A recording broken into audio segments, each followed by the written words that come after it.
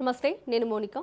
తెలుగు రాష్ట్రాల రాజకీయాలను క్షణక్షణం విశ్లేషిస్తూ అధికార ప్రతిపక్ష పార్టీల వ్యూహాలకు అద్దం పట్టే ప్రత్యేక కార్యక్రమం పార్టీ హెడ్ క్వార్టర్స్కు స్వాగతం.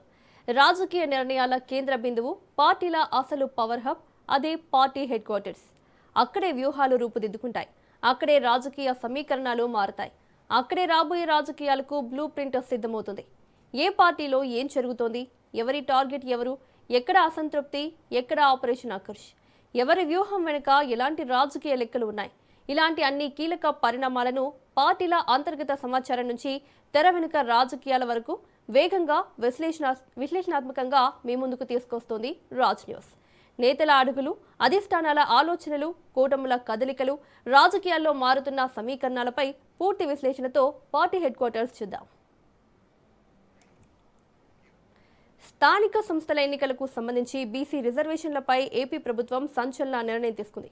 రూరల్ ప్రాంతాల్లో 34%, అర్బన్ ప్రాంతాల్లో 33.13% బీసీ రిజర్వేషన్లు అమలు చేయనున్నట్లు వెల్లడించింది. అలాగే మున్సిపాలిటీలు, కార్పొరేషన్ల చైర్మన్లు, మేయర్లకు ఇకపై ప్రత్యక్ష ఎన్నికలు నిర్వహించడంతో పాటు డిప్యూటీ మేయర్, వైస్ చైర్మన్ పదవులను ఒక్కరికే కేటాయించేలా కీలక మార్పులు తెచ్చింది.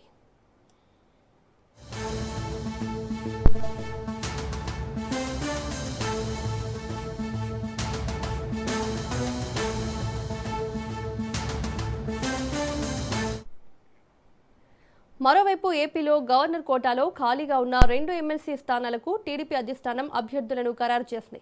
సామాజిక సమీకరణాలకు పెద్దపీట వేస్తూ ఎస్సీ కోటాలో సీనియర్ నేత వర్లరామయ్యకు, బీసీ కోటా నుంచి దళవాయి రమాదేవికి ఈ ఎమ్మెల్సీ అవకాశాలను కల్పించింది. త్వరలోనే వీటికి సంబంధించిన అధికారిక ఉత్తర్వులు వెలువడనున్నాయి. ఇదే అంశానికి సంబంధించి మరిన్ని అప్డేట్స్ మా ప్రతినిధి సంతోష్ అందిస్తారు. సంతోష్. సీఎం చంద్రబాబు నాయుడు అధ్యక్షతన ఏపీ కేబినెట్ అనేది ముగిసింది. ఈ యొక్క ఏపీ కేబినెట్ లో పలు కీలకమైనటువంటి నిర్ణయాలు, అదేవిధంగా ఎస్ఐపిబి అంశాలతో పాటు ఏదైతే బీసీ రిజర్వేషన్ కి సంబంధించినటువంటి కీలకమైనటువంటి నిర్ణయాన్ని అయితే కనుక మంత్రి మండలి ఆమోదం తెలపడం జరుగుతోంది. 34% రిజర్వేషన్ అనేది కూడా బీసీలకు కల్పిస్తూ ఈ యొక్క ఆమోదాన్ని అయితే కనుక మంత్రి మండలి తెలిపినటువంటి పరిస్థితి.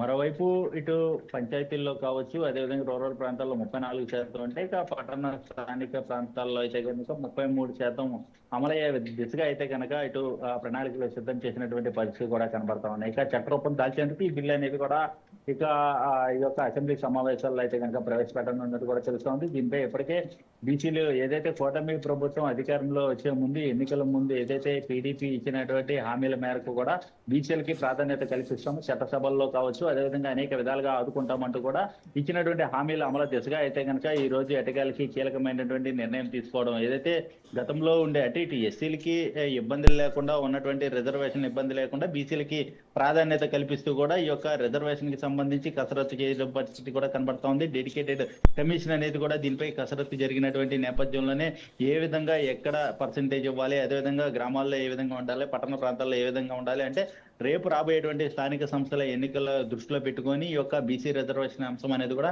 ఎంతో కీలకంగా అయితే మారినటువంటి పరిస్థితి కూడా కనబడతా ఉన్నాయి. ఎందుకంటే ఒక పక్క అక్టోబర్లో స్థానిక ఎన్నికలు వెళ్ళబోతున్నటువంటి నేపథ్యం కూడా కనబడతా ఉంది. సీఎం చంద్రబాబు నాయుడు సైతం కూడా ఈ యొక్క స్థానిక సంస్థల ఎన్నికలు అనేది కూడా త్వరలోనే నిర్వహించాలంటూ కూడా చేసినటువంటి వ్యాఖ్యలు మంత్రి మండలిలో అయితే కనుక ఏదైతే ఈ యొక్క అక్టోబర్లో నిర్వహించకపోతే దాదాపు వేల కోట్ల రూపాయలు కేంద్రం నుంచి నిధులు సైతం కూడా కోల్పోయే అవకాశం ఉందంటూ కూడా సీఎం చంద్రబాబు నాయుడు ప్రస్తావించడం జరిగింది. అయితే ఈ నేపథ్యంలోనే అక్టోబర్లో స్థానిక సంస్థల ఎన్నికలు సైతం కూడా నిర్వహించేటువంటి ప్రతిపాదన ఉన్నటువంటి నేపథ్యంలోనే ఇక బీసీ రిజర్వేషన్ అంశం అనేది కూడా ఎంతో కీలకంగా మారుతుంది. మరోవైపు ఏదైతే కోర్టులో సైతం కూడా కేసులు వస్తాయన్నటువంటి దృష్టిలో పెట్టుకున్నటువంటి, అంటే రిజర్వేషన్ 50% దాటితే అనేక కీలకమైనటువంటి న్యాయపరమైనటువంటి ఇబ్బందులు ఎదురయ్యేటువంటి పరిస్థితి ఉందంటూ కూడా ప్రస్తావించడం. దీంతో పాటు ఈ యొక్క రిజర్వేషన్ ఎస్సీ ఎస్టీలకి రిజర్వేషన్ ఇబ్బంది లేకుండానే అదేవిధంగా బీసీలకి ప్రాధాన్యత కల్పిస్తూ ఏదైతే రిజర్వేషన్లను సైతం కూడా అమలు చేసే విధంగా, అంటే స్థానిక సంస్థలు కావచ్చు, చట్టసభల్లో కావచ్చు, ఇటువంటి అన్నింటిలో కూడా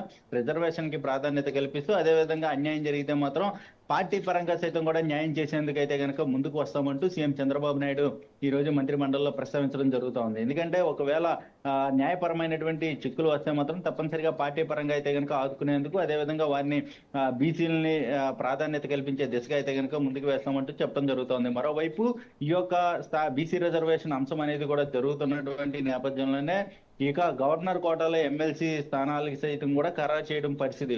ఒకటి ఎస్సీ కోటాలో జరిగినటువంటి పరిస్థితి, మరోవైపు బీసీ మహిళా ప్రాధాన్యత ఇచ్చినటువంటి పరిస్థితి కూడా కనబడతా ఉన్నాయి. ఎందుకంటే బీసీ రిజర్వేషన్ కి అనుగుణంగా అయితే కనుక ఈ యొక్క ఎమ్మెల్సీ కోటాలు కూడా ఉన్నట్టు కూడా తెలుస్తూ ఉంది. ఎందుకంటే ఎస్సీ బీసీ ఈ రెండు సైమల్టేనియస్ గా ముందుకెళ్లే దిశగా అయితే కనుక కూటమి ప్రభుత్వం అడుగులు వేసినటువంటి పరిస్థితి అయితే కనుక ఇక ఎమ్మెల్సీలో అయితే కనుక దక్కినటువంటి పరిస్థితులు కూడా కనబడతా ఉన్నాయి. ఒక బీసీ మహిళ, అందులోనూ రాయలసీమ ప్రాంతం నుంచి, అంటే కూటమి ప్రభుత్వం అధికారంలోకి రావడానికి క్లీన్ స్వీప్ రాయలసీమలో చేసినటువంటి నేపథ్యం కూడా కనబడతా ఉంది. ఇక రాయలసీమలో మహిళకి ఎక్కువగా ప్రాధాన్యత ఇచ్చినటువంటి పరిస్థితుల్లోనే ఇక దళవాయి రమాదేవి పేరుని ఖరారు చేస్తూ దాదాపుగా అయితే కనుక మంత్రి మండలి ఆమోదం తెలిపినటువంటి పరిస్థితి. అయితే ఈ రెండు పేర్లను అయితే కనుక గవర్నర్ కి ప్రతిపాదించే పరిస్థితి కూడా కనబడతా ఉన్నాయి. ఇక అధికారికంగా అయితే వెలువడవలసినటువంటి పరిస్థితి అయితే నెలకొందని కూడా తెలుస్తోంది. ఇలా బీసీ రిజర్వేషన్, అదేవిధంగా ఈ యొక్క గవర్నర్ కోటాలో రెండు ఎమ్మెల్సీలకు సంబంధించినటువంటి ప్రతిపాదనలు జరుగుతున్నాయి. ఇక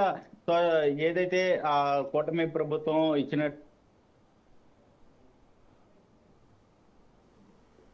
రైట్ సంతోష్, థ్యాంక్ యూ.